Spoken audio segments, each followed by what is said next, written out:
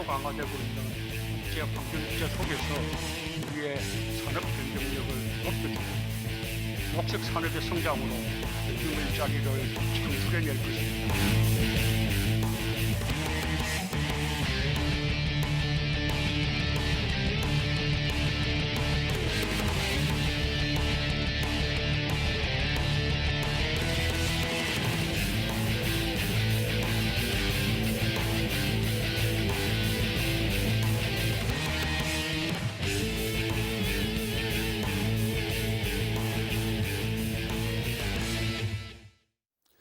시청자 여러분 안녕하십니까? 일요 포커스 진행의 신광합니다. 정부가 2025년까지 160조 원을 들여 일자리 190만 개를 창출하는 한국판 뉴딜 정책을 발표했습니다. 전남도도 여기에 맞춰 일자리 창출과 언택트, 비대면 산업 육성 등에 초점을 둔 전남형 뉴딜을 본격 추진하겠다는 계획을 밝혔습니다.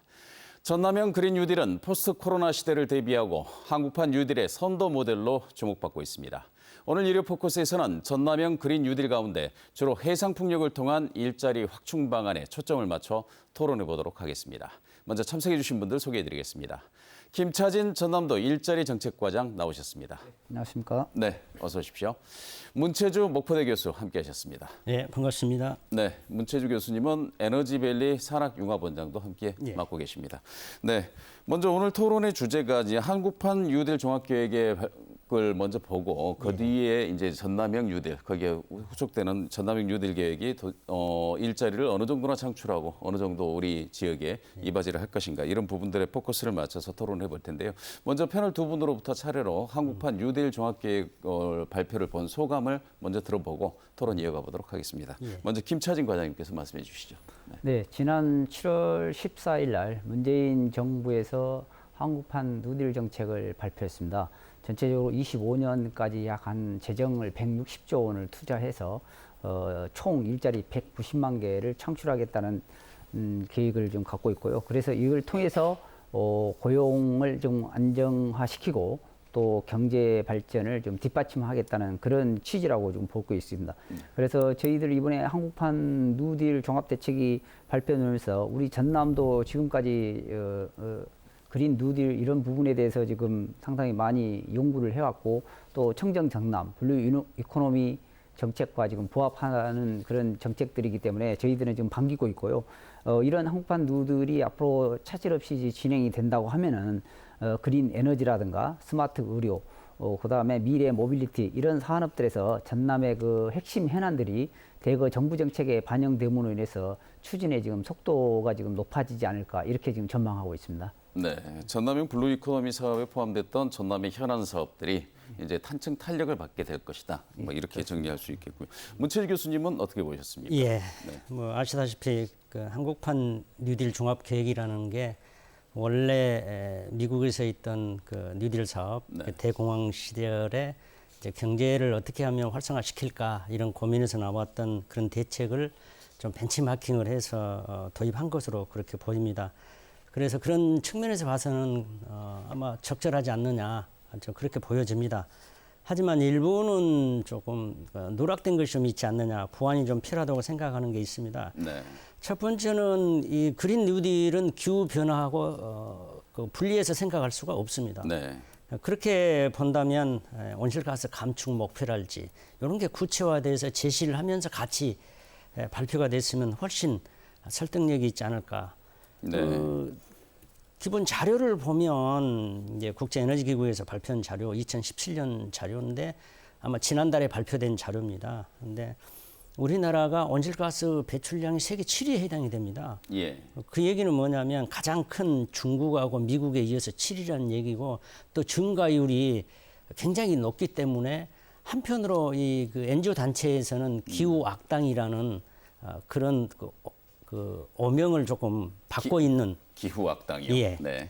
예, 그런 것 때문에 좀 아쉬운 면이 있었고 두 번째는 이제 그린 뉴딜의 중점은 이제 재생에너지 발전입니다. 사실 뭐 발전량 목표도 조금 제시를 해줬으면 좋겠는데 그런 부분도 여전히 빠져 있습니다. 그래서 우리나라가 재생에너지 발전 비중을 보면 세계 214개국 중에서 86위밖에 안 됩니다. 예. 굉장히 굉장히 작습니다. 예, 예. 그래서 이런 부분도 좀 해가지고 대외적으로 뭐 우리나라가 거의 선진국 수준이기 때문에 글로벌 어떤 그 목표치를 좀 제시를 했으면 훨씬 좋았지 않을까 이렇게 생각을 합니다. 글로벌 목표치가 제시됐으면 훨씬 더 나은 보완성이 높은 이런 계획이 됐을 텐데 좀 아쉽다라는 그런 말씀해 주셨고요. 자, 그렇다면 지금 이제 한국판 뉴딜 종합 계획이라고 하는 것이 발표했을 때 포스트 코로나를 대비해서 경기 부양 대책으로 이렇게 정부가 발표를 했단 말입니다. 실질적으로 이 포스트 코로나 이후에 경기 부양 대책으로 이 평가를 할 수 있겠습니까? 제가 보기에는 이제 그 자료를 제가 두 가지 자료를 좀 참고를 했는데 네.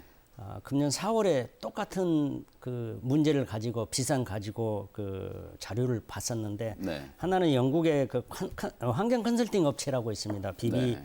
비비드 이코노믹스가 녹색 자극 지수라는 것을 발표했는데 선진국 11개 중에서 우리나라가 9번째에 해당이 됩니다. 녹색 자극 지수. 네, 이제 그 뭐냐면 기후 변화하고 연관이 돼서 환경적으로 얼마만큼 방향을 잘 갖추고 있는가라고 하는 지표를 말합니다. 네.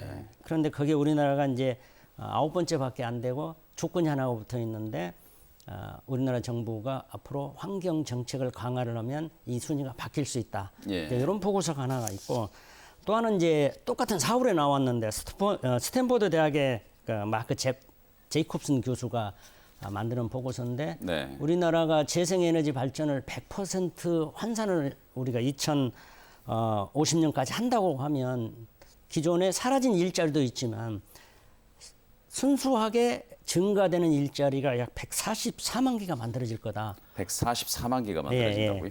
네. 그런 측면에 봐서는 굉장히 그 신안의 8.2기가 해상풍력 단지 조성한 것이 네. 일자리를 뭐 우리 이미 발표됐지만 뭐 14만 개 그렇게 얘기를 하는데 굉장히 중요합니다. 그리고 제가 봤을 때는 디지털 뉴딜에서 만들어지는 일자리보다는 훨씬 더 양질의 일자리가 됩니다. 디지털 뉴딜의 대표적인 그런 일자리 얘기하는 게 뭐냐면 데이터 라벨링이거든요. 그렇습니다. 데이터 라벨링은 굉장히 단순한 작업입니다. 그러니까 비슷하게 예를 들자 보면 예전에 우리나라가 인형을 많이 수출할 때 인형에 눈 붙이는 그런 일과 유사하다고 보시면 됩니다. 데이터 라벨. 단순 노동이고 노동 집약적인 형태가 된다는 거죠. 근데 이제 아까 해상풍력 우리가 8.2기가를 하게 되면 대개 해상풍력 전체 사업비 중에 4분의 1이 토목 사업입니다. 네. 우리 이민박 정부에서 토목 사업에서 경기 부양하기 위해서 노력을 했지 않습니까? 그렇게 본다 그러면 토목 사업비가 약 12조 원 정도 해상이 될 겁니다.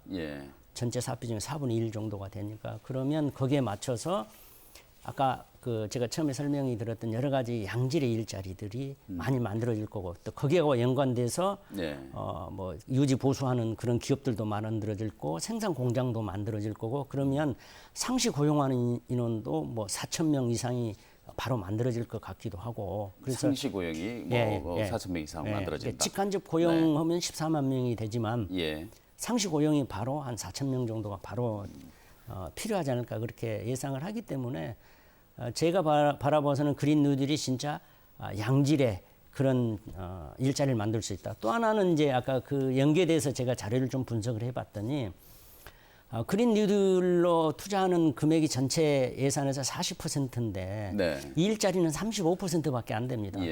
디지털 뉴딜이 대신에 들어간 비율에 비해서는 일자리가 더 많이 만들어져요. 그런데 디지털 뉴딜에서 만들어진 일자리는 아까 얘기했지 단순한 일자리이기 때문에 숫자가 많아서 그렇게 아마 계산이 되지 않을까 생각이 됩니다. 디지털 뉴딜이 어떻게 보면 전국민 고용보험의 근거도 되기도 하고 그렇게 이야기가 시작이 되더라고요. 보니까.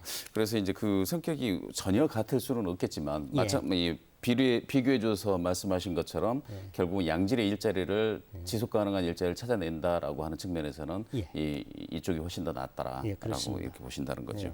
알겠습니다. 그래서 이제 한국판 뉴딜 종합계획이 160조 원 정도 투자를 하겠다라고 정부가 7월에 밝혔는데요. 지금 그 전남형 뉴딜 추진 전략이 바로 일주일 뒤에 나왔어요.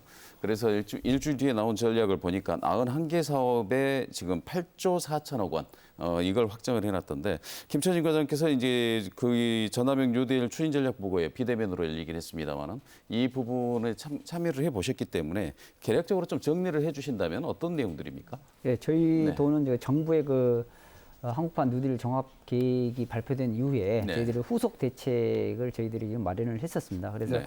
저희 그 지난 21일에 그 방금 말씀하신 대로 91건의 총 사업비 약 8조 5천억 원에 달하는 뉴딜 대응 사업을 지금 발굴해서 네. 중앙 보고회를 가졌고 또 앞으로 그 후속 조치들에 대한 것들을 중앙 정부하고 지금 지속적으로 좀 협의해 나가고 있고 예. 또 사안에 따라서는 지금 건의도 좀 하고 또 내년 또 국비 확보 노력도 좀 하고 이렇게 좀 하고 있습니다. 그리고 또 체계적으로 저희들이 지금 이 한국판 뉴딜 사업에 지금 대응하기 위해서 예. 정무부지사를 단장으로 하는 한국판 뉴딜 TF 추진단을 저기 구성을 해서 지금 운영을 하고 있습니다. 그래서 네. 앞으로 어떤 정부의 동향이라든가 이런 분을 꼼꼼히 지금 파악을 해서 시적절하게 대응해 나감으로 인해서 한국판 뉴딜 사업이 전남에서 뽑힐 수 있도록 네. 내실 있게 좀 준비를 해 나가고 있습니다. 예, 지금 그 마찬가지로 정부의 그 한국판 뉴딜에 맞춰가지고 분야를 디지털 뉴딜과 그리고 그린 뉴딜 이 두 가지 분야로 이렇게 나눠서 이렇게 사업이 추진이 되는데 방금 문채주 교수님 말씀하신 대로 디지털 뉴딜 부분이 사업 항목이라든가 이 예산이라든가 이런 부분들로 봤을 때 사업 항목은 많은데 예산은 적고 그다음에 그린 뉴딜 부분은 이 사업 항목은 적은데 예산은 많은 이런 상황인데 문채주 교수님 말씀해 주신 그런 상황에서 연장선상에서 볼 수 있는 그런 부분인가요? 예, 그렇습니다. 조금 전에 말씀하셨던 그 문채주 교수님 말씀하신 것이 좀 맞고요. 그런 사업들은 조금 어떤 플랫폼, 디지털 뉴딜의 기본은 뭐냐면 플랫폼 경제입니다. 그러다 네. 보니까 어떤 플랫폼 경제가 지금 상당히 그 많은 그런 것들을 좀 사업 종류도 많고 하지만은 전체적인 사업비라든가 이런 것은 좀 많지 않다고 볼 수 있는 것이죠. 그 반면에 이제 그린 뉴딜 분야는 대규모 그런 어떤 민간이 되든 국가 재정을 투입하든 어떤 네. 재정 투자 사업들의 규모가 좀 크다라고 볼 수가 있습니다. 그래서 상대적으로 조금 사업비들이 지금 많은 것으로 좀 나타나고 있습니다. 알겠습니다. 문채주 교수님 그렇다고 보면 그 그린 뉴딜 분야에서 에너지 분야 특히 이렇게 이 부분에서 전남형 일자리를 집중적으로 이 부분에서 개발을 해보겠다라고 하는 게 이제 전남도의 계획이거든요. 이 전남형 일자리를 집중적으로 포함하겠다라고 하는 의미를 뭐 어떻게 해석을 해야 되겠습니까? 일단은 아까 제가 좀 한번 말씀을 드렸지만 네. 그 단일 사업으로 해서는 최대 일자리 창출 효과를 얻을 수 있다. 단일 사업으로는 최대 일자리 창출 효과를 얻을 수 있다. 네. 이것이 가장 중요한 것 같고요. 예. 두 번째는 이제 이 사업을 하기 위해서 그 연관되는 관련 사업들이 많이 있습니다. 네. 도에서도 발표한 내용에 보면 해상풍력 융복합 산업화 플랫폼 구축 사업이랄지 네. 그 해상풍력 지원 부도하고 배후항만 단지 개발이랄지 이런 것도 연장선상이지만 지금 포함은 안 돼 있지만 예를 들면 유지보수 항만이랄지 네. 해상풍력 관련해서 이런 게 만들어지면 이런 항만도 추가적으로 계속 개발을 해야 되고 회사도 만들어져야 됩니다. 네. 그러면 제가 봐서 8.2기가 정도 되면 대개 10개 이상의 유지보수 항만이 만들어져야 되고 그다음에 그게 만드는 회사가 만들어져야 되죠. 예. 그러면 이제 해외 사례 같은 걸 보면 한 개 회사당 약 50명 정도의 고용 효과가 있습니다. 예. 그것만 해도 500명 정도의 고용 효과가 생기기 때문에 예. 아마 그 김영록 도지사께서도 이쪽 부분에다가 굉장히 집중을 하고 있지 않느냐 그렇게 생각을 하고 또 하나는 이제 그 그린 뉴딜에서 제일 먼저 도에서 언급이 됐던 게 아리백 전용 시범 산업단지 조성이 들어있거든요. 네. 아리백이라고 하는 것은 재생에너지를 100% 쓰는 산업단지를 만들겠다. 예. 이제 요게 아리백 전용 시범 산업단지인데 네. 현실적으로 우리나라에서 그걸 하기는 쉽지 않습니다. 왜 그럴까요? 하는 방법은 세 가지가 아닙니다. 네. 가장 쉬운 방법은 자기가 직접 태양광이나 풍력 발전 사업자가 돼서 개발을 해서 하는 방법인데 예. 이 경우에 아까 같이 그 아리백을 적용하게 되면 그 투자비만큼 성과를 못 얻습니다. 그러니까 유일하게 하는 국내에서 한 건을 했었는데 어떻게 하냐면 공장 지붕의 절반은 아리백으로 적용을 하고 절반은 기존의 발전 사업자가 운영하는 식으로 네. 해서 아까 같이 이윤을 서로 조금 맞춰가지고 하는 사례가 딱 한 건밖에 없고요. 예. 국내에서는 좀 어렵고 두 번째는 이제 그 기업이 직접 그 재생에너지 개발 사업자하고 거래를 해야 됩니다. 근데 우리나라의 전기사업법은 한 점만이 전력 사업을 독점하도록 돼 있기 때문에 다른 기업은 할 수가 없습니다. 법적으로 안 되는 거죠. 예. 세 번째는 이제 안 되니까 어떻게 하냐면 해외에서 구매를 합니다. 네. 예를 중국이랄지 베트남이랄지 이런 데는 아까 그런 규제가 없기 때문에 거기에서 투자를 해서 아리백 그 할당량을 채웁니다. 그래서 제가 봐서는 향후에 유럽 같은 경우에도 이렇게 아리백을 선언하지 않는 그 기업의 제품의 불매 운동이랄지 아니면 부과금을 부여한다 할지 이렇게 나갈 그런 좀 계획을 갖고 있기 때문에 예. 우리나라에서도 저희 도에서 하듯이 시범단지를 먼저 해보고 빨리 적용을 해야 되지 않나 그렇게 생각을 합니다. 그래서 그런 측면에 봐서는 도가 적절하게 해당된 그 테마를 잘 잡았다 그렇게 보여집니다. 예. 어떻게 보면 전남형 그 뉴딜의 핵심이 전남형 상생 일자리 사업인 8.2기가 신안 해상풍력 발전 사업하고 아리백 전용 산단 그리고 이제 여수 산단을 중심으로 하는 산단 대개조 사업 이 세 가지가 어떻게 보면 핵심이 될 텐데요. 김찬희 과장님께서 보시기에 지금 이런 부분들을 통해서 전남도가 추진할 이 창출하고자 하는 그 일자리는 어느 정도나 됩니까? 저희들이 지금 현재 신안 해상풍력발전단지를 통해서 저희가 네. 창출하고자 하는 일자리들은 전체적으로 한 12만 개, 그다음에 상시 일자리는 한 4천 개 정도를 지금 예상하고 있습니다. 예. 지금 현재 이 그린 에너지는 예. 고용 인원이 지금 해상풍력 같은 경우는 약 한 1메가와트당 한 24명 정도 창출하는 것으로 돼 있고요. 1메가와트당 24명. 예, 그리고 석탄이 한 16.7명, 네. 그다음에 원자력이 13.7입니다. 그래서 그 어떤 산업보다 지금 상당히 고용 창출 효과가 지금 크다라고 좀 볼 수 있고 예. 또 저희 전남이 그 해상풍력의 잠재력이 상당히 전국적으로 지금 높은 편이고 전국 뭐 1위를 차지할 정도로 그래 좋은 여건과 환경을 갖고 있습니다. 그래서 예. 지금 영국도 지금 작년 말 기준으로 약 한 9.7기가와트를 지금 생산했었거든요. 그래서 영국의 버금가는 그런 대규모 해상풍력을 함으로 인해서 저희가 아마 그린 에너지 그다음에 해상풍력의 그 메카로 우리 전남이 좀 자리 잡지 않을까 지금 생각을 하고 있고요. 예. 저희가 한 20년부터 2030년까지 약 한 48조 5천억 정도를 투자해서 8.2기가와트 정도를 생산하고 그다음에 한 450개 기업이 이런 사업들에 지금 참여를 하고 네. 그렇게 이런 면에서 양질 일자리를 지금 창출하려고 지금 저희들이 노력을 하고 있습니다. 그렇고 함으로 인해서 네. 이런 것들이 이제 정상적으로 좀 추진이 되면은 정부의 어떤 재생에너지 3020 목표 달성이라든가 기후 변화에 저희 전남도가 선도적으로 나아가는 그런 모범 자치단체가 지금 되겠습니다. 알겠습니다. 그 신안 해상풍력발전단지 같은 경우는 이제 정부에서도 이게 그 굉장히 이게 주목하고 있는 그 원전을 대체할 산업이다라고 해서 이제 그린 뉴딜 정책이 어떻게 보면은 시범 사업 형태로 꼽고 있고 재생에너지 3020 정책의 대표적인 사례로 지금 선정돼 있는 분야 아니겠습니까? 그 조금 전에 말씀하셨을 때 신안 해상풍력 발전단지를 말씀하시면서 지원 항만이 최소 10개가 필요하고라고 이렇게 말씀해 주셨는데 그러면 이제 그 신안 해상풍력 발전단지에 대해서 좀 이야기를 좀 집중해 보고 토론을 진행해 보도록 하겠습니다. 10개 이상의 지원 부두가 필요한 이유가 특별히 있습니까? 지금 사례를 제가 하나 좀 들려드리는데 그 서남권 해상풍력 그 사업이 국책 사업으로 2011년도에 시작을 해서 원래 100메가와트 시범 사업을 4년 만에 끝내기로 했는데 60메가와트 사업으로 축소되면서 9년 만에 작년 말에 준공이 됐습니다. 9년이 걸렸다고요? 다른 말로 말씀을 드리면 해상풍력은 현재 프로세스를 가지고 진행을 하면 적어도 9에서 10년이 걸린다. 이제 이런 상황이다 보면 현실적으로 가장 중요한 부분이 뭐냐면 해상풍력 단지의 모든 게 다 끝났다 손치더라도 풍력기를 조립을 해가지고 설치를 해야 되지 않습니까?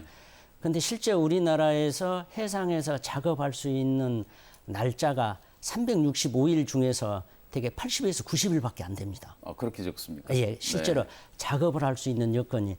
그러다 보면 이게 동시다발적으로 출발을 해서 해야 이게 공사가 진행이 되지. 예. 아까 한 개, 우리 목포 신항 한 개를 가지고 한다 그러면 시간이 너무 많이 걸릴 것이다. 예. 첫 번째는 이제 그런 문제가 좀 발생할 거고, 두 번째는 이제 그 가장 일상적으로 발생하고 있는 주민 수용성 문제입니다. 네.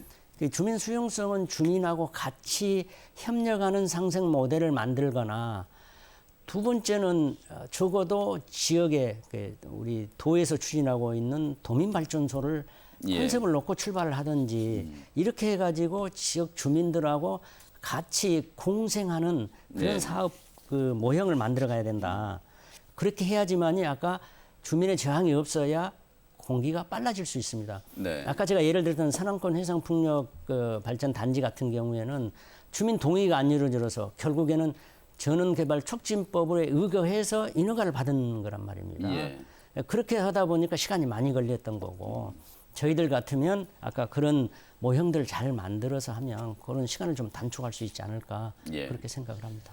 지금 문채지 교수님 말씀하신 게 이제 그 시간을 단축하고 속도를 높여라라고 하는 그런 표현이신데요. 지금 그 김천희 과장님 보시기에 지금 주민 수용성 입장을 먼저 한번 점검을 해보겠습니다. 지금 그 그린 뉴딜의 핵심 부분이 어떻게 보면 재생에너지, 풍력 발전 이런 부분들에서 공통적으로 나타나는 현상일 텐데요. 이거를 극복하기 위해서 지금 그 신안이라든가 이런 데서 주민 협동조합 그리고 주민들이 참여하는 이런 방안을 좀 추진을 하고 있지 않습니까? 예. 지금 이런 부분들이 좀 도입이 되면 이 좀 더 속도가 빨라질 거라고 하는데 이게 또 어떻게 보면 그 인허가를 쉽게 받기 위한 하나의 그 수단으로 악용이 된다라고 오히려 더 주민들의 반발을 키우는 그런 형국도 벌어지고 있거든요. 지금 도에서는 어떤 입장을 가지고 있고 이런 부분에 대해서 극복하기 위해서 어떤 부분들을 위해 노력을 하고 있습니까? 예. 저희들은 지금 이 그린 해상풍력이 지금 그 조기에 지금 정착이 되고 사업이 추진되려면 조금 전에 문채주 교수님께서 말씀해 주셨던 같이 주민 수용성이 무엇보다도 중요합니다. 그래서 네. 이런 부분이 지금 정부도 상당히 지금 어렵다는 것을 알고 있기 때문에 예. 이번에 정부가 조금 대책을 지금 내놨습니다. 정부가 해상풍력 발전 단지에 대한 발전 방안을 관계 예. 부처가 공동으로 마련을 해가지고 지난 7월 달에 7월 중순에 발표를 했었습니다. 거기에서 주민 수용성들을 확보하기 위한 어떤 법적, 제도적인 장치들을 좀 상당히 많이 지금 마련해 놨다는 말씀을 좀 드립니다. 그래서 과거와는 지금 상황이 많이 바뀌어졌다. 최근에 지금 정부에서도 어떤 가이드라인을 좀 제시했냐 하면은 사업 초기부터 예. 민관이 참여해서 협의회를 구성을 해서 충분히 논의해서 그런 문제점들을 좀 해소할 수 있도록 좀 했고요. 네. 그 다음에 지역 주민들이 참여하게 되면은 뭐 알리시르 같은 거 이런 것들을 0.1% 네. 더 주는 그런 것들도 지금 정부가 지금 하반기에 법을 개정을 해서 지원할 계획이고요. 그다음에 육상 풍력에 대해서만 지금까지 또 그 5km 네. 발주법에 의해서 육상 풍력이 위치해 있는 지역으로부터 5km 반경에 있는 지역 주민들만 지금까지 어떤 개별 보상이든가 뭐 지역 사회 발전이라든가 이런 것을 지원을 해줬었는데 네. 앞으로 해상 풍력에 대해서도 지금 발주법을 개정을 지난 6월 달에 개정을 해가지고 올 8월부터 시행에 들어갑니다. 그래서 그런 부분에서도 좀 많은 지역 주민들의 수용성을 좀 높여 나가려고 그런 법적 근거들을 좀 마련해 나가고 있다는 말씀을 드리고요. 네. 그다음에 앞으로 또 그 지금 정부 추경에도 지금 그 해상 풍력에 대해서 지금 많은 예산들이 지금 반영이 돼 있습니다만은 그 수산업과 그다음에 어민들과의 어떻게 하면은 좀 공존 방안을 찾아볼 것인가 예. 이런 부분에 대한 그 국책 사업들로 지금 용역들이 지금 진행되고 있습니다. 그래서 그런 용역 결과들이 나온다면은 우리 전남의 그 신안에서 하고자 하는 대규모 해상 풍력 발전에 큰 도움이 지금 될 것으로 지금 보고 있습니다. 그래서 뭐 거기서 제시하는 것들을 보면은 양식 자원을 어떻게 해서 복합 단지로 좀 조성할 것인지, 네. 그다음에 대체 양식장을 좀 어디다가 조성할 것인지, 그다음에 오구라든가 어법을 좀 해상 풍력에 맞는 그런 개발, 그다음에 인공 오초들 같은 것을 설치를 해서 어족 자원을 어떻게 보호해 나갈 것인가 이런 부분들이 아마 국책 사업으로 지금 체계적으로 좀 연구되고 네. 한다 그러면은 상당히 주민의 그 수용성을 높여가는 데는 많은 도움이 될 거라고 지금 저희들이 전망을 하고 있습니다. 앞으로 그런 수익을 공유하는 모델들 이런 부분들이 좀 더 이렇게 금융이라든가 이런 쪽에서 좀 더 나와야 될 것이고 그걸 주민들이 좀 받아들이는 데 있어서 정부나 전남도도 굉장히 그런 부분에 좀 주력을 해야 될 것 같다는 그런 생각이 듭니다. 이게 결국은 주민 수용성이 높아지지 않으면 이제 속도가 빨라지지 않을 테니까요. 그거는 뭐 저희들이 흔히 경험하고 있고 지금 태양광 발전에서도 충분히 봤었고 육상풍력에서도 그렇고 해상풍력에서도 그렇고 그런 것 같습니다. 아무튼 준비를 하고 계시다고 하니까 한번 지켜보겠습니다. 그런데 이제 신안 해상풍력발전단지가 지금 총 사업비가 8.2기가를 개발하는데 무려 48조 5천억. 그리고 이 직간접 일자리가 11만 7천 개라고 그렇게 데이터가 나와 있습니다. 자, 그런데 이거를 이제 전남도는 전남형 일자리의 하나의 테마로 전남형 일자리로 꾸려가 보겠다라고 하는 것인데 이 부분에 대해서는 좀 이 의견이 양갈래인 것 같습니다. 왜냐하면 기간이 조금 전에 문채주 교수님이 말씀하신 것은 기간이 너무 길다 보니까 이게 과연 실질적으로 이 일자리가 양질의 일자리가 빨리 지속적으로 생산이 될 수 있겠느냐라고 하는 그런 의문인데요. 어떻게 보십니까, 아시다시피 해상풍력 발전 단지를 만든다는 것은 바다에다가 세우는 거기 때문에 네. 육지하고는 또 다른 문제가 많이 발생을 아까 한다고 말씀을 드렸었는데 특히 해상풍력 같은 경우에는 여러 가지 해양에 관련된 구조물과 관련된 설비들이 들어갈 뿐만이 아니고 네. 중요한 부분이 지금 연계하는 송전 선로 문제가 가장 중요합니다. 예. 그래서 해상풍력 중에서도 제가 봐서는 아까 주민 수용성 문제도 물론 있기는 합니다. 네. 근데 지금 현재 당면한 문제는 제가 봐서 크게 두 가지인데 주민 수용성 문제하고 송전 선로 문제가 네. 있습니다. 그래서 제가 이제 자꾸 주장한 것 중에 하나가 전기사업법을 개정을 해서 한전이 대규모 해상 풍력인 경우만 직접 참여를 할 수 있도록 법 개정을 좀 해주자. 네. 그러면 한전이 직접 나서서 하게 되면 아까 예를 들면 송전선로 건설 문제 지금 뭐냐면 3기가와트 지금 MOU를 했지 않습니까? 예. 한전하고 산업부 장관 오셨고 우리 지사님하고 같이 했는데 이 경우도 3기가와트 공통 모선을 만들어서 1.5기가를 한전이 쓰고 1.5를 민간 사업자한테 네. 개방하겠다 지금 이런 내용인데 아까 법 개정에 대해서 한전이 직접 하게 되면 그 부분이 단축이 될 수 있다. 네. 이런 문제 하나하고 주민 수용성과 연관이 돼서 또 하나가 좀 있다라고 볼 수 있는 게 인허가 문제입니다. 예. 그래서 제 생각에는 그냥 아까 우리 8.2기가든지 아니면 전라북도에 2.4기가든지 네. 이걸 빨리 하려고 하면 울산도 지금 V식으로 해서 6기가를 하겠다고 합니다. 예. 그러려 그러면 해상풍력 지원에 관한 특별법을 만들어서 해상풍력산업진흥원을 설립을 해야 됩니다. 예. 이 해상풍력산업진흥원이 아까 모든 정부의 인허가부터 이걸 일괄해 줘야 됩니다. 실제로 보면 환경영향평가 같으면 사계절을 다 해야 됩니다. 네. 그러면 준비 단계, 후속 단계까지 보고서 만든 단계를 2년이 걸려요. 네.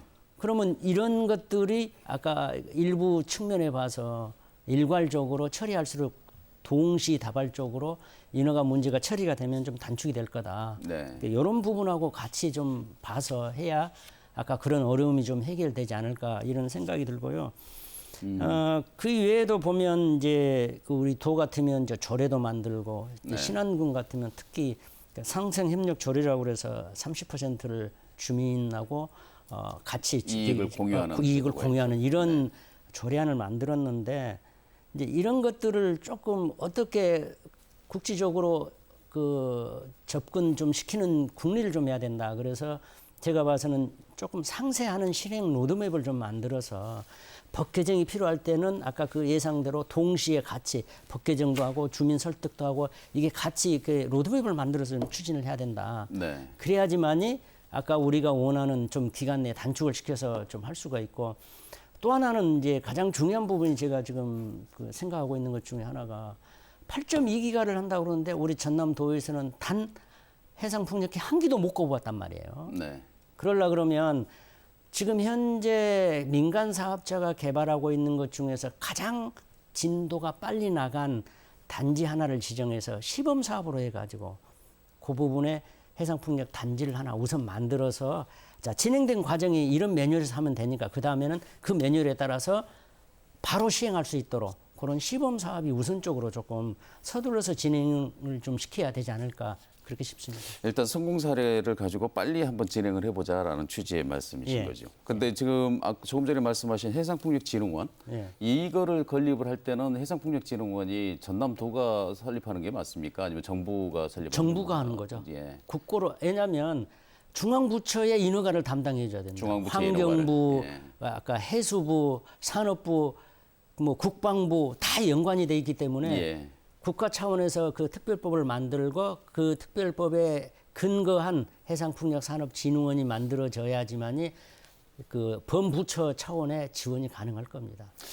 예, 알겠습니다. 김차진 과장님, 지금 그 신안 해상풍력발전단지 사업에서 지금 직간접 일자리가 11만 7천 개를 예상을 하고 있지 않습니까? 네. 주로 어떤 분야에서 이렇게 일자리가 생성이 된다고 보고 계시고 앞으로 어떤 방식으로 창출을 해볼 계획이십니까? 전체적으로 이 해상풍력은 지금 뭐랍니까 조선 업종들 그다음에 또 네. 건설 업종들하고 상당히 그 민감성이 높은 업종입니다. 예. 해상풍력. 그래서 그런 쪽에서 이제 일자리가 창출이 된다고 보시면 되겠습니다. 그래서 예. 전체적으로 저희들이 그 해상풍력의 그 사업비 구조를 보면은 뭐 터빈이라든가 그다음 블레이드라든가 이런 부분들이 약 한 39%에서 한 40% 차지합니다. 원가에서. 예. 그런 일단 제작하는 업체들을 우리 신항만이라든가 대불산단에 유치를 해서 일자리를 좀 창출하겠다는 것이고요. 그래서 이제 그 저희가 앵커 기업이라고 합니다. 아마 터빈이라든가 블레이드 이런 거 하는 앵커 기업을 지금 저희들은 한 6개사 정도 네. 유치를 좀 하려고 하고 있고요. 그 다음에 그에 따른 그 뭐 하부 하부 구조물이라든가 이런 부분들을 만드는 기업들은 약간 저희들이 대불산단에 수요 조사를 해봤습니다만 약 한 410개 업체가 예.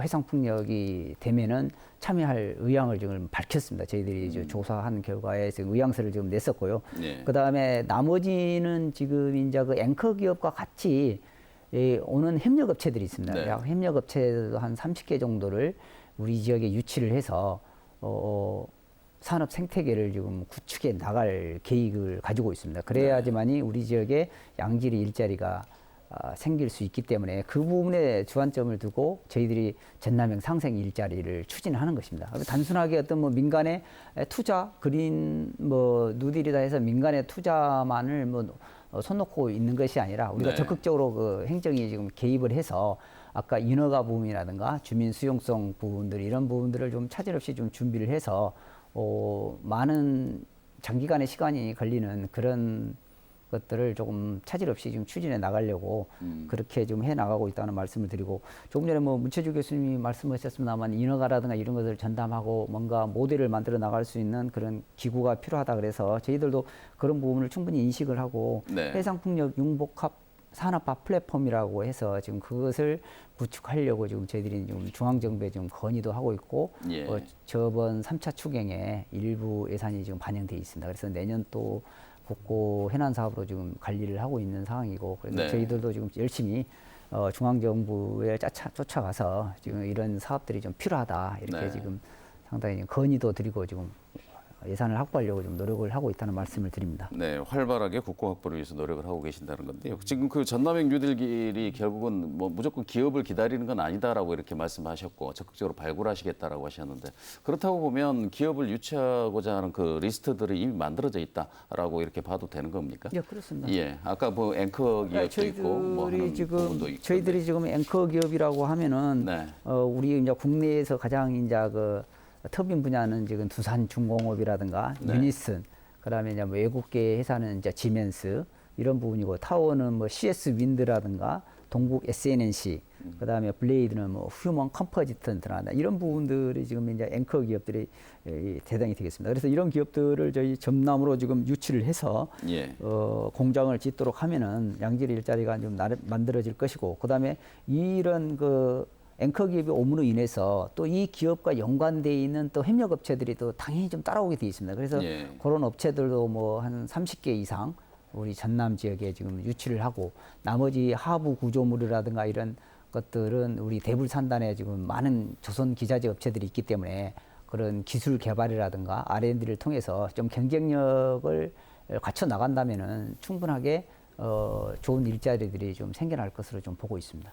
그런데 그게 그렇게 쉬운 것이 아니더라고요. 이렇게 기업을 유치하는 그런 부분들을 보면 방금 말씀만 들어도 이렇게 좀 이렇게 가슴이 뛰는 기업들이 몇 개가 있던데 그런 부분들을 이렇게 짧은 기간 안에 유치를 해가지고 한다. 이것도 만만한 일은 아닐 건데 뭐 구체적으로 이렇게 앞으로 이제 향후 기업을 유치하고 접촉하는 이런 부분들은 이제 구체적으로 해 나가시면서 하시겠지만. 거기 방금 말씀하신 것 중에 이제 뭐 하부 구조라든가 이런 부분들을 대불산단의 기업들의 R&D를 해서 이걸 해보겠다라고 이런 측면이 있는데 그마저도 그렇게 쉬운 것은 아니더라고요. 보면 그래서 굉장히 많은 노력들이 좀 필요할 것 같은데 그렇다고 보면은 결국은 전남형 일자리에 필요한 인력을 양성하는 사업이 이게 문제가 될 수밖에 없는데 이런 부분들에 대한 기초적인 수요 조사라든가 아니면 구체적인 방안들이 좀 마련돼 있습니까? 예. 네. 우선 아까 우리 도에서 말씀을 해주신 내용 중에서 사실은 기업 유치가 쉽지 않습니다. 네. 그래서 이제 맞춤형으로 하기 위해서 CEO들을 만나서 이제 우리 학생들한테 이제 특강을 요청하는 식으로 부탁을 드려서 이제 면담을 해보면 자기들은 어디에 하여튼 간에 발전 단지하고 사업하고 연계만 되면 자기들은 이전하겠다. 이제 이런 생각을 많이 밝힙니다. 그래서 도에서도 아까 발전 사업자하고 연계가 된다 그러면 그런 부분을 조금 가능한 연계를 많이 하면 좀 쉽지 않을까, 좀 도움이 많이 되지 않을까 이렇게 생각을 하고요. 네. 저희 대학에서는 뭐 기존에 저희들이 링크 사업으로 해서 해상풍력 중심 인재 양성 센터를 운영을 했었고 지금도 최근에 지자체 대학 협력 기반에서 우리가 지역혁신 사업에 최종 선정이 됐지 않습니까? 그래서 총괄은 전남대 가는데 중심은 목포대 갑니다. 그 사업을. 그러면 여기에가 뭐가 들었냐면 에너지 신산업 분야에 2개 과제를 넣어놨었습니다. 그래서 에너지 효율 향상 부분하고 신재생 에너지에 관련된 인력 양성 부분이 들어가 있습니다. 그래서 저희 대학은 이미 한번 인재 양성 사업을 했었고 이번에 선정이 된 이 사업을 연장선상에서 끌어나가려고 생각을 하고 있고 또 하나는 이제 이 학생이 졸업하면 일자리가 뭐 있다라고 보여줘야 되는데 가장 좋은 방법이 저희들이 생각해서는 정부가 추진하고 있는 상생형 일자리 지원 사업이 있습니다. 또는 뭐 컨설팅 지원 사업 이런 것하고 좀 연계를 좀 시켜서 거기에 맞는 맞춤형 우리가 모델을 한번 만들어서 거기 정부 사업하고도 좀 연계를 하게 되면 조금 저희들이 중장기적으로 인력을 양성해서 공급할 수 있는 그런 계획을 세울 수도 있고 아까 예산 부분은 그런 쪽에서 충분히 지원을 받을 수 있기 때문에 저희들이 사전에 준비를 좀 잘할 수 있다. 뭐 이렇게 말씀을 드리겠습니다. 알겠습니다. 갑자기 말씀을 듣다 궁금한 게 생겨서 그러는데 학생 모집은 좀 원활하게 됩니까? 지금 한전 본사가 나주로 오고 나서 사실은 우수한 학생이 예전에는 조선 쪽에가 많이 왔어요. 지금은 에너지를 하고 있는 전기 쪽으로 많이 몰립니다. 그렇습니까? 그래서 어떻게 생각하면 한전 이전에 따른 후광 효과를 뭐 저희들 쪽에서 좀 많이 보고 있다. 뭐 이렇게 생각하셔도 될 것 같습니다. 알겠습니다. 저희가 토론할 주제가 많은데 지금 시간이 거의 다 되세요. 두 분 패널께 이제 마지막 말로 이 포스트 코로나 시대의 전남형 일자리 확충을 위해서 이제 성공 방안이랄까요? 어떻게 보면 이제 전남형 그린 뉴딜이 성공할 수 있는 가장 중요한 조건 뭐라고 생각하시는지 먼저 한번 듣고 토론 마무리해 보도록 하겠습니다. 먼저 김찬인 과장께서 말씀해 주시죠. 저희들 전남형 일자리로 추진하고 있는 해상 풍력들이 지금 성공하기 위해서는 정부, 지자체, 발전사, 그다음에 제조업체, 지역 주민 등 모든 주체가 지금 상생 협력의 관계를 만들어 나가는 것이 무엇보다 중요합니다. 그래서 저희들도 주민의 어떤 수용성 확보 문제라든가, 그다음에 도내의 어떤 기업 유치라든가 이런 부분에 대해서 좀 신경을 좀 많이 써 나갈 계획이고요. 그다음에 앞으로 포스트 코로나 시대에 실업자가 지금 많이 발생하고 있는 부분에 대해서는 언택 기반의 청년 일자리라든가 공공 데이터 개방, 청년 인턴십이라든가, 그다음에 코로나19 극복, 희망 일자리 이런 사업들을 좀 꾸준히 만들어 나감으로 인해서 앞으로 포스트 코로나 시대에 실업자들을 좀 줄여나가고 지역 경제를 활성화시켜 나갈 수 있는 하나의 방안이라고 좀 생각을 하고 있습니다. 알겠습니다. 문채주 교수님 말씀해 주시죠. 예. 네. 사실 코로나 이후에 가장 중요한 문제 중에 하나가 지금 실직자들이 많이 네. 만들어지고 있다는 문제고, 그다음에 새로운 산업을 좀 만들어야 되는데 현실적으로 우리 아시다시피 언택트 사업이라고 하는 한계가 있습니다. 이제 그러다 보니까 굉장히 어려움이 좀 가중되고 있는 것 같고요. 지금 하고 있는 우리가 해상풍력의 사업을 성공을 시키는 것도 중요하지만 좀 조성 기간을 단축을 시켜서 일자리를 먼저 만들어야 된다. 기간 단축이 먼저다. 기간 단축이 예. 우선이다. 이제 예. 제 생각은 그렇습니다. 그렇게 하기 위해서는 아까 제가 말씀드렸던 전기사업부 좀 개정을 좀 하자. 해상풍력산업 육성 지원 특별법을 좀 만들어서 네. 지원을 좀 해주자. 이런 문제, 아까 아리백 전용 산단을, 시범 전용 산단을 만들기 위해서는 관련된 법도 좀 개정하는데 우리가 우선순위를 좀 해놓고 빨리 좀 했으면 쓰겠다. 이제 이런 거 하나 하고, 두 번째는 일자리가 만들어지면 이 일자리가 소비하고 연계될 수 있는 연계성에 관련된 프로그램도 같이 좀 만들었으면 좋지 않을까. 네. 예, 그렇게 해야지만이 아까 지역 경제가 조금 좀 활발해지고 산업도 조금 연관이 돼서 활성화되지 않을까 그렇게 생각을 합니다. 알겠습니다. 오늘 두 분 이렇게 나와주셔서 토론해 주신 것 감사드리겠습니다. 감사합니다. 네, 전남은 이미 블루 이코노미를 선언하고 이른바 그린 뉴딜 정책을 주도해 왔습니다. 해상풍력과 아리백 전용 산단 등이 이 사업의 핵심인데요. 문제는 민자 유치가 필수적이라는 데 있습니다. 기업 유치 활동이 순조롭지 않으면 사업비 확보는 물론 계획된 일자리 확충도 쉽지 않을 것이기 때문입니다. 우선 필요한 것은 산단 대개조와 목포 신항의 해상풍력 지원항 건설이 순조롭게 이루어지는 것입니다. 국가 계획과 국가 예산을 확보하기 위한 노력이 선행될 때 기업의 투자 유치를 확실하게 이끌어낼 것이기 때문입니다. 선언보다 중요한 것은 실천이라는 점 다시 한번 강조하면서 일요 포커스 오늘 순서 여기서 모두 마치겠습니다. 시청해 주신 여러분 고맙습니다.